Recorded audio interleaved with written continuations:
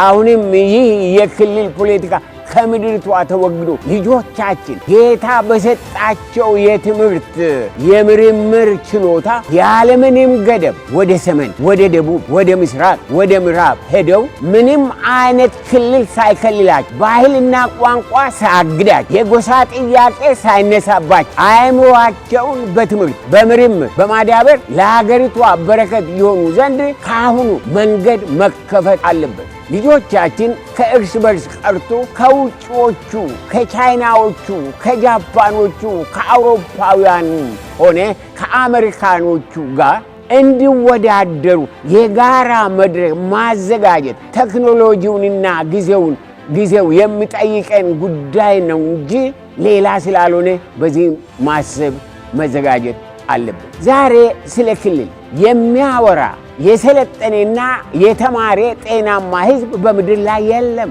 ዛሬም በቴክኖሎጂ ጥሩ የተማሩ ልጆቻችን እንኳን ስለ ክልል ለማውራት ጊዜም ሆነ ፍላጎት የላቸውም። ለምን? ምክንያቱም እዚሁ በሀገራችን ሆነው ለውጭ ካምፓኒዎች የሚሰሩና በዶላር፣ በፓውንድ፣ በዩሮ የሚከፈላቸው እየበዙ ስላሉ ነው። የምድራችንንና የሕዝባችንን ራዕይ ከዚህ ከመንደርና ከክልል ፖለቲካ ነፃ የወጣ ወደ 21ኛው ክፍለ ዘመን አሰራርና አኗኗር የሚያነጣጥር መሆን ይኖርበታል። ይህ ግን በሥራ፣ በሕግ፣ በአመራር እስኪረጋገጥ ድረስ የምድሪቷ ጉስቁልናና ግጭት፣ ድህነት በፍጹም መፍትሄ የሚያገኝ አይደለም። ዛሬ ለሕዝባችን ሆነ ለልጆቿ ለወደፊት በአንድነት የመኖር የመስራት የመከበርና የመበልጸግ ዘመን እየመጣላት ነው። የኢትዮጵያ መንግሥት ሆነ የኢትዮጵያ ፓርላማ ኢትዮጵያን ከክልል እስራት ነፃ የማውጣት ኃላፊነት አለባቸው። አደራ ብለን እንለምናቸዋለን። ሁላችን ማስተዋል የሚገባል ኢትዮጵያ በእውነት የምትታረቀውና ሰላም የሚኖራት የክልል ጭቅጭቅ ሲቀርና የምድሪቷ ኃይል ጉልበትና ራዕይ አንድ ሆኖ ህብረተሰቡ ለአንድ ዓላማ ሲሰለፍና ከልቡ ሲሰራ ነው።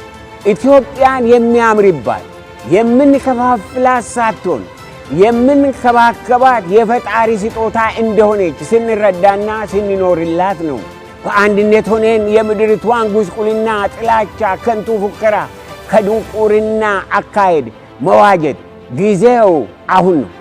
እኛ ኢትዮጵያውያን በምንም አይነት ተአምር ለሌሎች ወንድሞቻችን ጠላት መሆን የለብንም። የኔ ክልል እየተባለ ማንም ኢትዮጵያዊ በሌላ መጠላት መሰደድ የለበትም።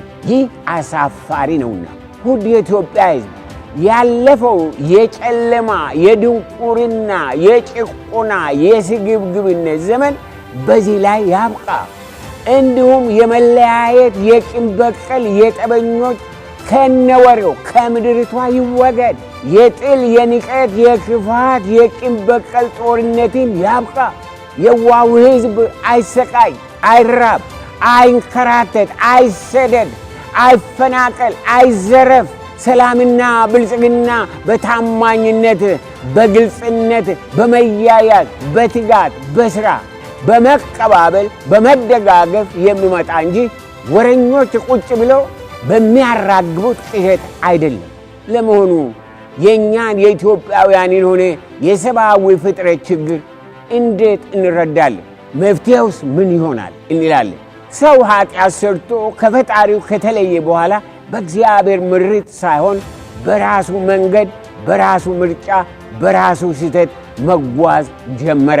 ነገር ግን ሰውን የፈጠረና እጅግ የሚወደው እግዚአብሔር ወደ ገዛ ሐሳቡና መንገዱ ይመልሰው ዘንድ አንድያ ልጁን የመመለሻ መንገድ አድርጎ ወደ ዓለም ላከው። ጌታ ኢየሱስ ክርስቶስ ወደ ምድር የመምጣቱ ጉዳይ የሰው ሳይሆን የእግዚአብሔር ምርጫ ነው።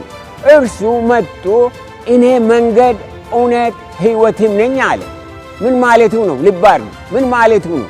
መንገዱን ያየ እውነቱን የሚያውቅ ሕይወትን የሚሰጥ እርሱ ብቻ መሆኑን ማረጋገጡ ነው። መንገዱን ያየ እውነቱን የሚያውቅ ሕይወትን የሚሰጥ እርሱ ብቻ መሆኑን ማረጋገጡ ነው ልብና ልብ። ስለሆነም ጌታ ኢየሱስ ክርስቶስን መምረጥ፣ መስማት፣ መታዘዝ፣ መከተል፣ እግዚአብሔርን መከተል ወደ ጤናማ ሕይወትና መንገድ መመለስ ነው። ነገር ግን እርሱን የማንሰማ ከሆነና በራሳችን ምርጫ የምንሄድ ከሆነ ነገር ሁሉ እንደ ዛሬው ግራ የሚያጋባ የሚያስጨንቅ ትርምዝምዙ የወጣ የሚያበጣብጥ እንደሆነ ይቀጥላል ማለት ነው። ሆኖም ያለንበት ሁኔታ 100% እንዲለወጥ በእውነት በሁሉ ነገራችን ለመፈወስ ከፈለግን በአማራ፣ በኦሮሞ፣ በትግራይ መንገድ ሳይሆን እርቅ፣ ሰላም፣ ኅብረት፣ መያያዝ በእግዚአብሔር መንገድ መምጣት ይኖርበታል። አሁንም የኢትዮጵያ ሕዝብ በራሱ መንገድ ሳይሆን በእግዚአብሔር መንገድ መታረቅ፣ ይቅር መባባልና መፈታት አለበት። ያለበለዚያ ነገራችን ከጨለማ ወደ ጨለማ፣ ከመርዶ ወደ መርዶ፣ ከጦርነት ወደ ጦርነት፣ ከግጭት ወደ ግጭት፣ ከሰቆቃ ወደ ሰቆቃ፣ ከቁጣ ወደ ቁጣ ሆኖ ይቀጥላል ማለት ነው። ያለበለዚያ የብዙዎች ጥረት በማወቅ ሆነ ባለማወቅ ነገሩን እያከበዱ እርቅና ሰላም እንዳይቻል መፍትሄ ከመፈለግ መንገዱን እያጣበቡ የታሰበው እርቅና አንድነት እንዳይቻል ምክንያት ሆኖ ይቀጥላሉ። ውድ የኢትዮጵያ ሕዝብ በእውነት በእግዚአብሔርና በቃሉ የምናምን ከሆነና ፍጹም ፈውስ ከፈለግ እርሱ ስለ መንግሥት፣ ስለ ሥልጣን፣ ስለ አመራር፣ ስለ ዜጎች ኃላፊነት የሰጠው መምሪያ አጥብቀን ማንበብ፣ መረዳት፣ መታዘዝ አለብን። እርሱ በዘላለማዊ ፈቃዱና ዕውቀቱ የሰጠው መመሪያ የማንቀበል ከሆነ በየጊዜው ስለሚደርስብን ጉዳት፣ መከራ፣ ሰቆቃ፣ ሐዘን፣ ማጉረምረም ዋጋ የለውም። ኢትዮጵያ ዛሬ ያለችበት የምርጫዋን ዋጋ በዓለም ዓይን ፊት እየተከፈላት ነው። መንግሥትም ሕዝብም ተያይዘንና ተባብረን መስራት ይኖርብናል። አቅማቸውም ሆነ ማንነታቸውን የማያውቁ እግዚአብሔርን ከመታዘዝ እግዚአብሔርን ማዘዝ፣ መተቸት፣ ማውቀስ ይቃጣቸዋል። በምድር ሆነ በህብረተሰብ ላይ የሰይጣን አሰራር የሚገለጠው በእነዚህ በተቺዎቹ ነው። በእግዚአብሔርና በሥርዓቱ ላይ በማሳመፅ የሰይጣን ሥራ ይገለጣል። መሪዎችን መሳደብ፣ ማንቋሸሽ፣ የእግዚአብሔር ቃል ረግጠው የማይጸጸቱ ክርስቲያኖች እጅግ የሚያሳዝኑ በራሳቸው ሥልጣን በፈጣሪ ላይ አፋቸውን ሲከፍቱ እጅግ ያሳዝናል። ለነገ አይሉም። በወንድማቸው ላይ ሲናገሩ ያሳዝናል። እነዚህን ሰዎች ሕይወታቸውን ብትመለከቱ ሕይወታቸው ባዶ ነው።